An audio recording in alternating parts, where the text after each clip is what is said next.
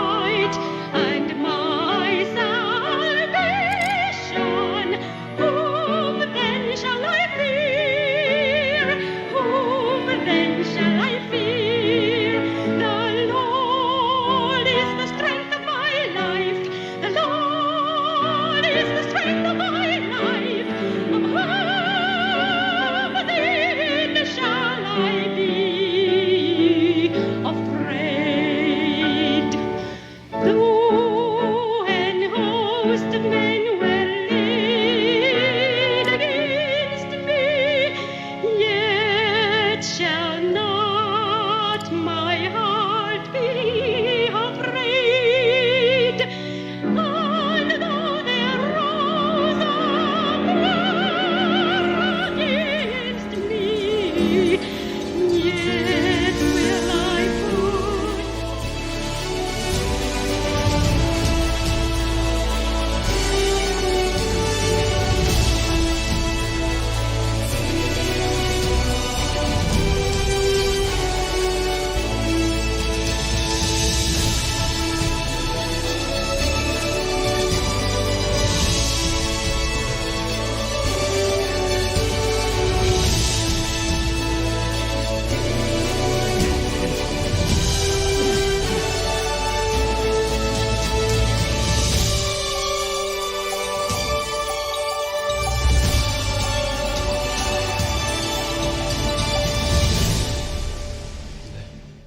아멘입니다.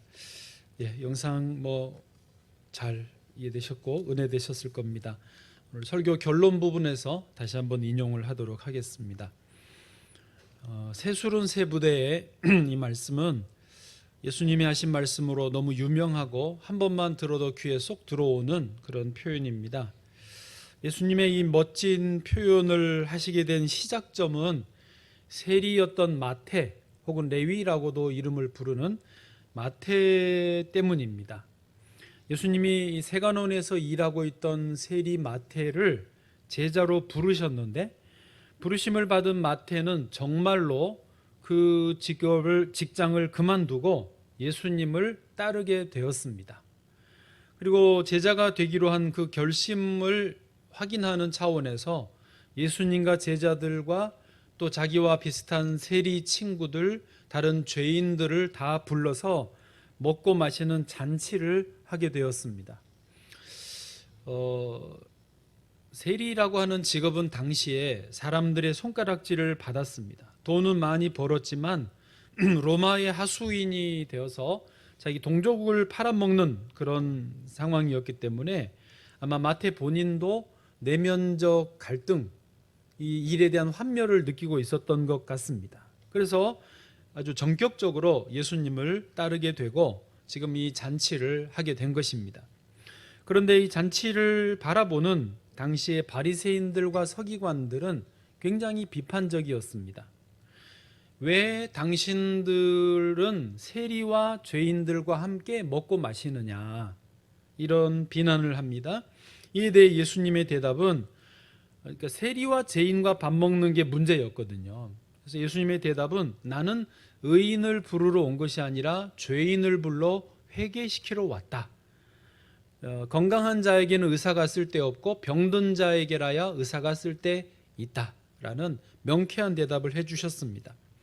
바리새인들의 입이 막히니까 이번에는 세례 요한의 제자들이 예수님에게 또 다른 각도에서 질문을 하였습니다. 그게 오늘 본문 14절인데요. 14절 같이 읽어보실까요? 시작. 그때 요한의 제자들이 예수께 나와 이르되 우리와 바리새인들은 금식하는데 어찌하여 당신의 제자들은 금식하지 아니하나이까? 아멘. 이 질문을 하는 그날은 유대인들의 전통에 따르면 금식하는 날이었습니다.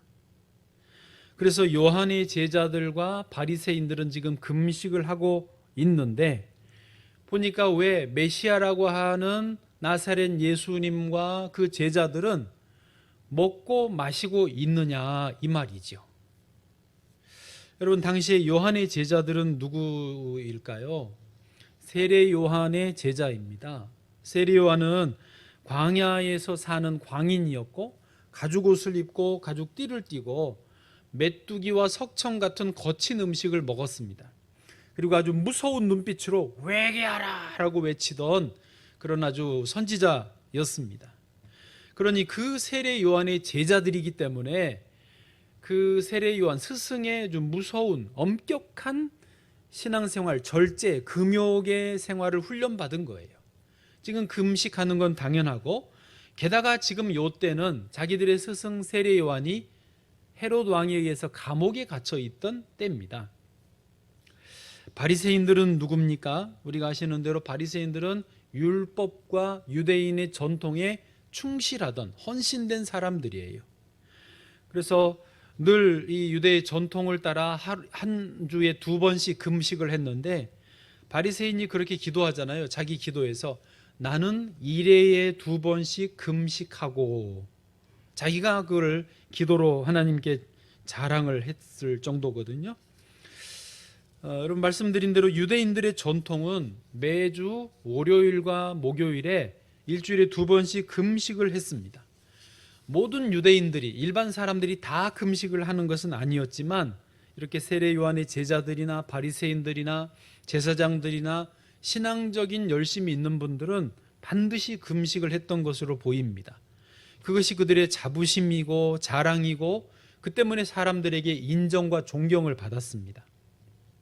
그런데 예수님과 제자들은 하필 그 금식하는 날에 세리 마태의 초대를 받아서 다른 세리들과 다른 죄인들과 먹고 마시고 있으니 누가 봐도 이상한 것입니다. 우리는 금식하는데 왜 저분들은 금식을 안 해? 지금 그거죠. 이게 누가 봐도 이상한 게 오늘 성경 본문은 마태복음 9장인데요.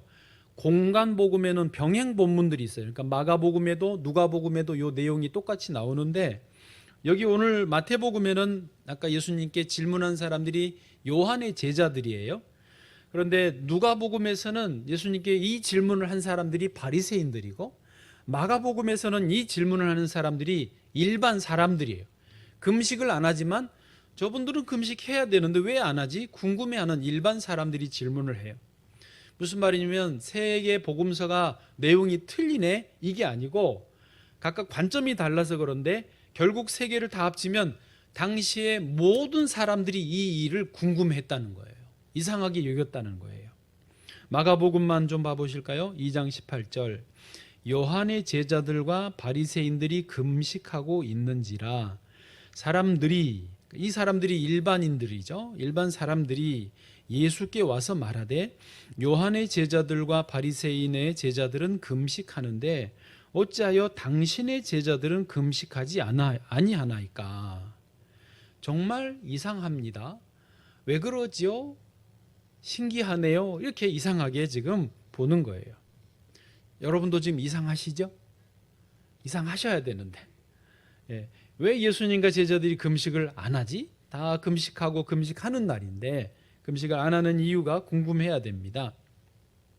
자, 여기에 대해서 예수님이 이제 본문 뒤에서 대답을 주실 텐데 우리가 한번 이 질문을 거꾸로 해볼 수 있습니다. 왜 요한의 제자들과 바리새인들은 금식을 하지? 무엇을 위해서, 무엇 때문에, 무슨 이유로 이들은 금식을 할까? 라는 질문을 해볼 수 있습니다. 여러분, 좋은 질문이 좋은 학생을 만들어요. 좋은 질문이 우리 좋은 그리스도인을 만드는 것입니다. 일단은 요한의 제자들은 아까 좀 이해가 되셨을 거예요. 엄격한 스승의 가르침도 있었고 또 지금 자기 스승이 어디 있다고요? 감옥에 있어요. 헤로드 왕에 의해서 감옥에 붙잡혀 있기 때문에 스승님을 구명운동하기 위해서라도 금식을 해야 돼요. 바리새인들은 왜 금식을 하였을까요? 그들은 유대 율법과 전통에 충실하던 분이라서 율법에는 그게 없어요. 그래서 유대 전통, 즉 언제부턴가 조상적부터 일주일에 2번씩 금식을 해왔는데 유대인들이 열심히 있다 보니까 우리도 그러면 이 전통을 따라야지, 그러고 지금 매주 2번씩 금식을 하고 있는 것 같아요. 성경 전체 맥락에 보면 바리새인들이 중심에서 하나님을 사랑하는 마음은 잊어버리고 그런 형식적인 행위에 매여서 금식을 지금 하고 있는 그런 것으로 보여집니다. 자, 그러면 우리도 한번 우리 스스로에게 신앙생활에 관한 근본적인 질문을 해볼 수 있어요. 지금 주일날 예배를 드리지 않습니까? 왜 주일 예배를 드리나요? 여러분 지금 예배 왜 드리세요? 이 질문을 해볼 수 있죠. 당황하지는 마시고 생각을 그냥 해보시자 하는 거죠. 찬양대 왜 찬양하시나요? 당황하지 마시고 질문을 해보자는 거예요. 우리가 늘 기도하자고 하는데 왜 기도합니까? 성경 읽고 묵상하자 하는데 말씀을 읽고 묵상하는 이유가 목적이 무엇입니까? 이런 질문들은 사실 굉장히 유익합니다. 또 가끔은 자주 우리가 이 질문들을 스스로에게 해봐야 됩니다. 내가 지금 왜 예배를 드리고 있지? 그것을 통해서 우리의 어떤 방향을 바로 수정하고 놓쳤던 본질을 회복하는 계기가 될 수 있기 때문에 그렇습니다. 이에 대한 대답은 이제 성경 파노라마나 신앙 프리즘이나 제자 훈련을 통하시면 더 구체적으로 들으실 수 있겠고요. 이따가 제가 그냥 간단히 언급하겠습니다만은 일단 오늘은 초점은 예수님께 한 질문, 왜 예수님과 제자들은 금식을 안 하는가? 이 질문에 대한 대답으로 초점을 맞추겠습니다. 자, 예수님의 대답이 나옵니다. 세 가지의 비유를 하셔서 본문 이제 14절이 질문이었고 15절, 16절, 17절이 각각 각 절마다 비유를 사용하셔서 대답이 나옵니다. 먼저 15절을 보실까요? 15절 예수님의 첫 번째 대답은 혼인잔치집의 신랑 비유입니다. 신랑.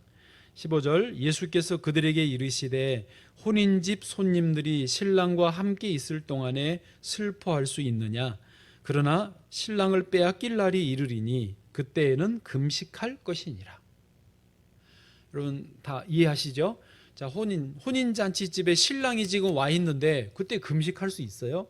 못하죠. 그래서 신랑이 누구라고요? 예수님이라는 말이시죠. 예수님이 지금 함께 계시기 때문에 정기 금식이든 전통이든 미안하지만 그건 상관없고 좀 잔치하는 게 맞다. 나중에 신랑을 빼앗길 때 금식할 것이다. 두 번째 비유입니다. 16절 생배 조각 비유입니다. 생배 조각을 낡은 옷에 붙이는 자가 없나니 이는 기운 것이 그 옷을 당기어 헤어짐이 더하게 되미요.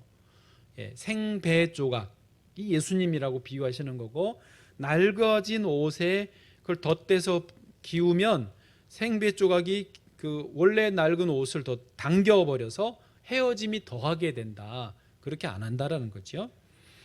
또 새 포도주 비유입니다. 17절에 새 포도주를 낡은 가죽 부대에 넣지 아니하나니 그렇게 하면 부대가 터져 포도주도 쏟아지고 부대도 버리게 됨이라 새 포도주는 새 부대에 넣어야 둘이 다 보전되느니라. 아멘. 예수님이 새 포도주의 비유 되시는 거예요. 그래서 새 포도주는 이제 막 담그면 숙성되고 발효되면서 팽창하지 않습니까?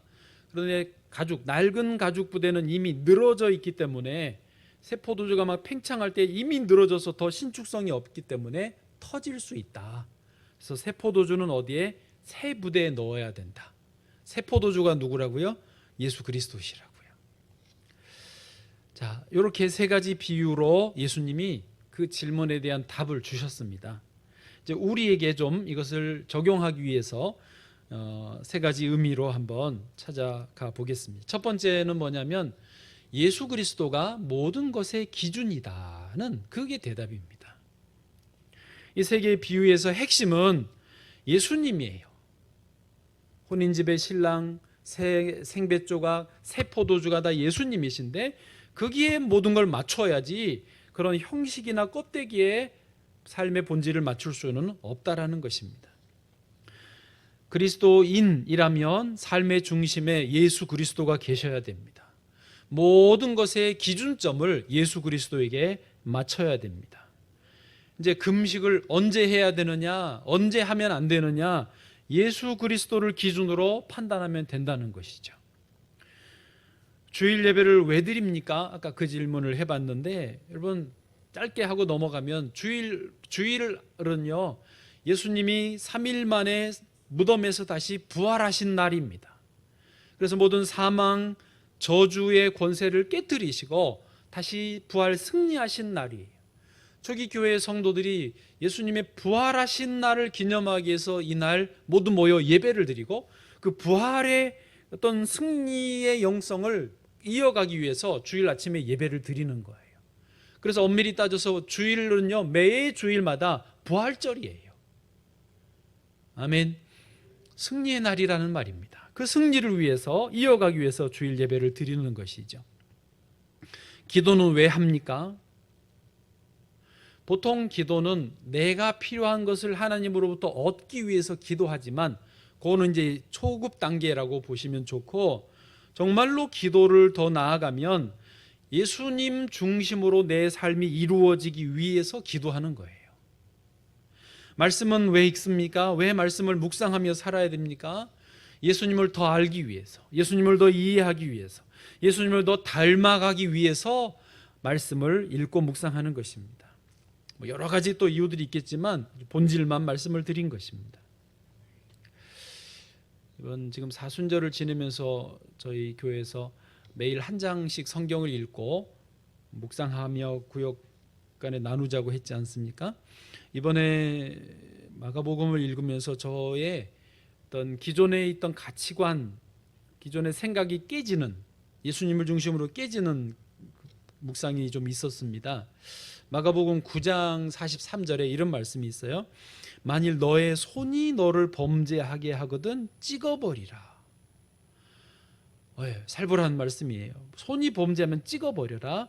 장애인으로 영생에 들어가는 것이 두 손을 가지고 지옥 곧 꺼지지 않는 불에 들어가는 것보다 나으니라. 아멘이 쉽지 않더라고요. 45절에는 만일 너의 발이 너를 범죄하게 하거든 찍어버려라. 47절에는 만일 너의 눈이 너를 범죄하게 하거든 빼버려라. 이런 말씀이었어요. 사실 전에는 이 말씀을 그냥 패스, 통과 그랬는데 이번에는 사순절이어서 그런지 그냥 패스가 안 되더라고요. 저는 개인적으로 저의 가치관, 제가 좀 중요하게 여기는 게 삶에서 뭐였냐면 어떤 균형과 조화, 밸런스를 잘 맞추는 게 중요하다. 특별히 나이 들어갈수록 좀 덜 먹고 무리 안 하고 또 어떤 영과 혼, 육의 좀 조화를 잘 이루는 게 좋다. 이게 이제 좀 죄송합니다. 나이 들어갈수록 중요하더라고요, 그게. 그리고 김형석 교수님, 연대 철학과 명예 교수님도 그걸 강조하시더라고요. 교수님도 에너지에 100이 있다면 한 8, 90%만 쓰신대요, 지금도. 그게 이제 장수의 비결인 모양인데 저도 거기에 동의하고 그렇게 지내왔습니다. 그게 저에게 중요한 가치관이었어요. 그런데 이 말씀을 보면 그게 아니에요. 손이나 발이나 눈이 범죄하게 하거든 빼내버리라는 거예요. 잘라버리라는 거예요. 그러면 균형이 무너지죠. 이상해지잖아요. 모양새도 삶의 실제적인 그 상황도 힘들어질 텐데 뭘 여기서 강조하시느냐면 예수 그리스도를 따르는 일에 방해가 되는 거면 치우라는 거죠. 즉 균형과 조화, 밸런스도 중요하지만 그게 예수님 따르는 일에 방해되면 그거는 뒤로 빼라는 거예요. 그거보다 중요한 게 예수님을 온전히 따르는 거라는 거죠. 저는 개인적으로 그 부분에 이제 비로소 아멘을 했습니다. 내 삶의 중심이 아니고 균형이 무너져도 할 수 없다. 예수님을 따르는 일이 제일 중요하다. 아멘을 했습니다. 그리스도인은 예수 그리스도를 믿고 섬기고 따르는 사람들입니다. 요한의 제자들이 요한을 따르고 요한을 위해 금식하듯이 우리는 예수님 때문에 먹든지 마시든지 무엇을 하든지 다 예수님의 영광을 위해 해야 되는 것입니다. 그래서 예수님이 우리 삶의 기준이 돼야 돼요. 예수님이 중심이 돼야 돼요. 여러분, 예수님 때문에 공부하는 사람들은 공부해야 되죠. 예수님 때문에 직장 다니거나 사업을 하시면 예수님 때문에 그 일을 하시는 거예요. 예수님 때문에 가정을 꾸리시고 결혼을 이제 준비하면 예수님을 위해서 결혼을 해야 되는 거예요. 예수님 때문에 자녀를 주시면 자녀를 길러야 되고요. 예수님을 중심으로 하루하루를 살아가는 게 그리스도인의 건강한 삶입니다. 사실 내가 내 인생의 밸런스를 맞추려고 아무리 해도 안 맞습니다. 그러나 기준, 중심이 예수님으로 온전히 잡히면 균형과 밸런스는 저절로 잡혀지게 되어 있다는 것이죠. 그래서 조금 예수님을 우리가 확장해서 생각하면 교회는 예수 그리스도의 몸입니다. 교회 머리는 예수 그리스도이십니다. 그래서 건물은 아니지만 믿는 사람들이 모임인 이 교회가 곧 예수 그리스도라는 것이죠. 예수님이 당장 눈에 안 보이니까 우리 삶의 기준이 예수님이지만 또한 교회가 되어야 된다라는 것이죠. 교회를 중심으로 믿음의 생활을 해야 되고 예배를 드리고 훈련을 받고 또 세상을 향하여 나아가야 됩니다. 그래서 교회는요, 세상으로부터 부름받은 공동체이면서 다시 세상으로 보냄받은 공동체예요. 그래서 교회가 우리 삶의 중심이 되어야 된다는 것입니다. 저는 개인적으로 교회가 사실 이 건물, 공간이 교회는 아니라고 하기는 합니다만은, 교회가 예를 들면 이 동네에 여기 지금 자리를 잡고 있으면 어지간하면 이 근처에 계속 있는 게 좋은 것 같아요. 그래서 사실 우리 자녀들이 살다 보면 좀 떠나기도 하고 다른 동네 이사도 가고 뭐 외국에도 가고 여러 가지 이유들로 좀 그렇다가 또 고향을 찾듯이 아버지 집에 오듯이 그렇게 오면 언제든지 환영받고 다시 쉼을 얻고 치료받고 새 힘을 얻어서 세상으로 나아갈 수 있는 그런 고향 같은, 아버지 집 같은 교회가 참 좋다라는 생각입니다. 여우가 자기 굴로 가듯이 이렇게 우리의 중심, 우리의 기준이 예수 그리스도이시고 우리 교회가 되는 줄로 믿습니다. 두 번째로는 예수 그리스도는요, 생명을 살리신다는 것이죠. 해보세요. 예수님은 생명을 살리십니다. 아멘. 자, 아까 본문을 다 설명을 드렸으니까 생각만 해보십시오. 예수님이 이제 당시에 요한의 제자들과 바리새인들은 그 전례에 따라서 금식을 하고 있는데, 그들은 자기들의 경건은, 자기들의 신앙은 지켰지만 그걸로 끝이었습니다. 그러나 예수님은 비록 금식일이지만 세리와 죄인들과 함께 먹고 마심으로써 그 세리와 죄인들을 영혼을 위로해 주셨습니다. 그 세리와 죄인들의 생명을 살리셨습니다. 우리도 사람들이 손가락질하고 우리와 같이 있기도 싫어하는데 예수님이 우리와 함께 식사의 자리를 해주시면서 우리를 사람으로 대우해 주시는구나, 인격적으로 존중해 주시는구나, 나도 하나님을 믿어야 되겠다 하면서 그런 생명 살리는 기적이 일어났던 것입니다. 그 당시에 예수님이 아니면 누가 그들과 함께 식탁의 교제를 하셨겠습니까? 그들의 자존감, 그들의 인격, 그들의 영혼을 누가 돌보겠습니까? 누가 터치했겠습니까? 윤리와 도덕과 율법과 규칙의 전통의 관례에 매여서 그 소외당했던 영혼들을 누가 살렸겠습니까? 예수님은 윤리, 도덕, 율법, 규칙 중요하게 여기십니다. 그러나 예수님은 그것을 언제든지 필요하면 넘어서서 생명을 살리는 일에 헌신하셨던 것입니다. 우리가 그리스도인이라면 우리도 그래야 되지 않겠습니까? 말씀 지키고 규칙, 규범을 잘 지켜야 됩니다.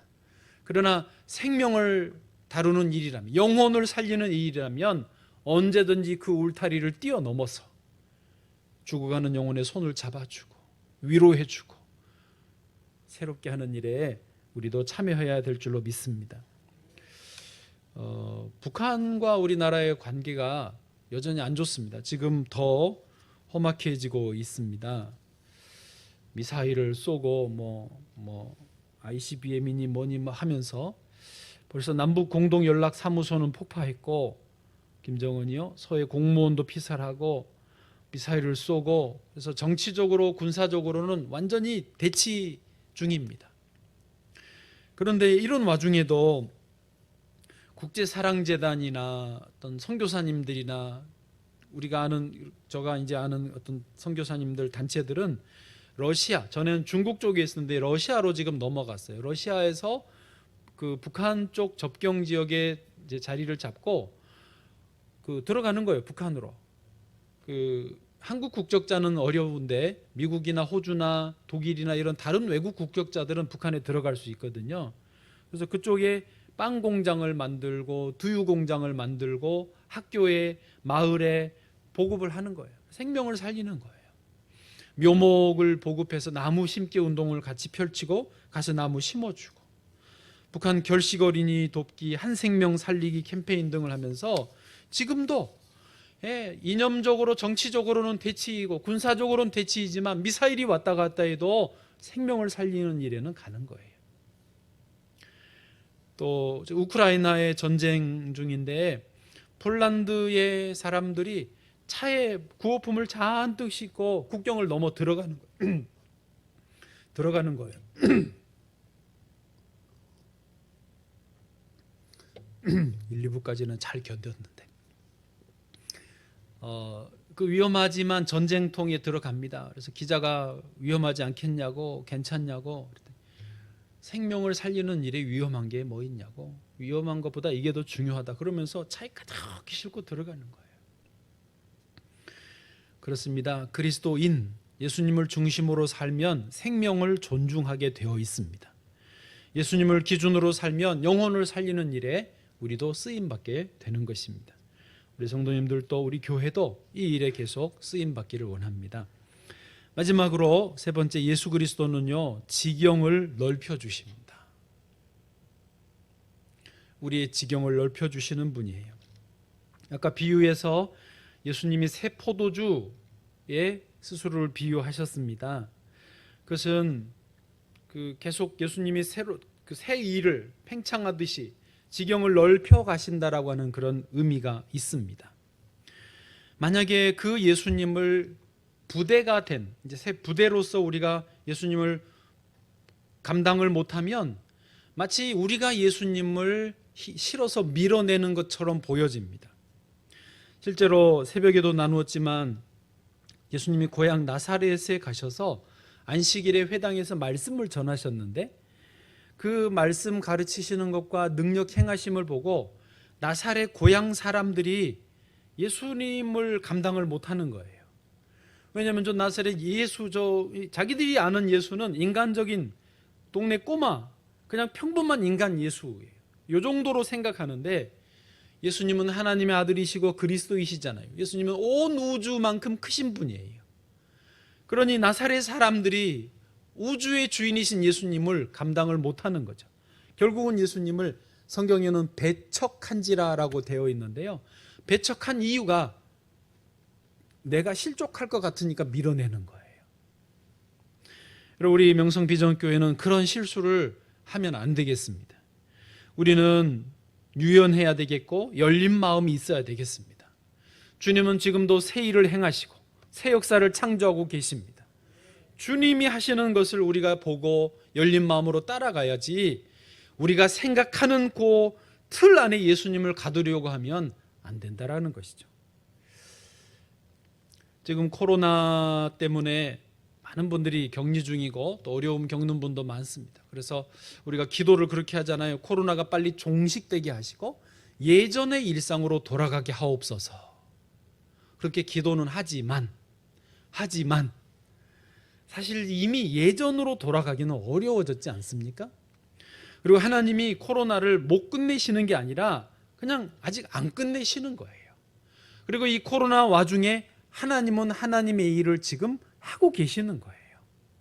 우리가 자꾸 옛날 하던 대로 그걸 못 놓고 있어서 그렇지, 하나님은 이미 새 일을 하고 계세요. 열린 마음으로 바라봐야 되겠죠. 그 하나님이 하시는 일을 바라보지 못하면 우리가 예수님을 밀어내고 이제 우리끼리 있게 되는 거예요. 제가 지난 주 중에 저희 아내에게 잠깐 좀 기도 안 하고 한 말이에요. 이 코로나로 참 힘들고 저도 이제 조금 나이를 조금 먹어가서 그러는지 그냥 좀 안주하고 싶은 유혹이 생겼어요. 순간. 그냥 이대로 그냥 갈까? 그냥 이대로 그냥 갈까? 저도 이제 늘 도전하고 변화 이런 거 힘드니까 피로감에 그랬던 모양이에요. 그랬더니 아내가 표정이 변하면서 뭔 소리를 하냐고. 아이 그래 내가 미쳤지 그러면서. 여러분, 우리는 그냥 자꾸 이대로 하던 대로 관례대로 전통대로 그냥 하려고 하는 유혹이 있습니다. 그러나 그러면 내가 주님을 배척하는 셈이 돼요. 주님은 계속 새 일을 행하고 계시는데, 지금도 이 예배를 통해 새 역사를 이루고 계시는데 주님을 따라가야 될 줄로 믿습니다. 그제 금요일 날 저랑 에티오피아에서 선교지에 같이 있었던 선교사님이면서 저희가 나오고 나중에 나오셨어요. 그리고 미국에서 풀러 신학교의 교수를 하셨어요. 얼마 전에 거기 그만두고 이번에는 여기 총신대 교수로, 신대원 교수로 임용이 돼가지고 오셨어요. 그러니까 학자고 공부도 많이 했습니다. 경험도 많습니다. 나이도 60이 넘어 저보다 선배이시고, 그래서 마침 총신대 교수로 임용됐다고 그래서 전화 와가지고 아유 차 한잔 하시고 가라고 그래서 만났습니다. 대화하고 이제 가는 길에 지하철에 배웅해 드리면서 제가 저도 그게 궁금하니까 물었어요. 목사님 전문가시고 미국도 보고 한국도 아프리카 지금 다 보고 공부를 많이 했으니까 코로나 이후에 세상이 어떻게 될 것 같아요? 특히 교회는 이제 어떻게 되겠습니까? 그 앞으로 어떤 그림이 그려지겠습니까? 좀 가르쳐 주세요. 그때 목사님 뭐라 그런 줄 아세요? 모른대요. 자기도 모르겠고, 자기도 그게 궁금해서 자기 주변의 교수들, 박사들, 또 다른 분야의 전문가들 강의하는 거 다 찾아보고 들어봐도 결론은 모른다는 거예요. 모른다는 게 정답이라는 거예요. 에휴, 뭐 나하고 별 차이가 없네. 그런데 자, 이제 아까 보셨던 영상에 그걸 좀 생각해 보실까요? 우리가 10년, 20년 뒤는 하나님이 안 보여주시지만, 그분 윅스 고백이 그거 아닙니까? 사람들이 자기를 인도해 줄 때 100m 앞에도 설명을 안 해준대요. 당장 발 앞에 물 있습니다, 건너세요. 계단 있습니다, 발을 위로 올리세요. 주님이 그렇게 한 걸음 한 걸음 인도해 주시는 것을 믿음으로, 신뢰함으로 따라가면 어느새 원하는 목적지에 도달하더라는 거예요. 자기 경험으로 믿음의 간증을 한 것입니다. 여러분, 킴 윅스라고 하는 분 잠깐 보셨지만 인생이 얼마나 그 난리통에, 전쟁통에 시각 잃고 그 어려움을 겪지 않았습니까? 아버지가 버리고 물에, 엄마가 건져놨다가 엄마도 이제 동생 죽으니까 가버리고, 아버지는 자기를 고아원에 버리고, 그래서 미국으로 입양되고 그렇게 살았는데, 그 인생이 찬양하고 귀하게 쓰임 받는 것은 한 걸음 한 걸음 주님 따라가고 있었기 때문이라는 거죠. 지금 이 시대에 우리가 살아가는 방법, 믿음으로 주님을 중심으로 갈 수 있는 방법은 한 걸음 한 걸음 주님을 따라가는 것입니다. 주님이 결국 저와 여러분을, 우리 교회를, 우리 모든 성도들 가정을 은혜의 자리에 세워주실 줄로 믿습니다.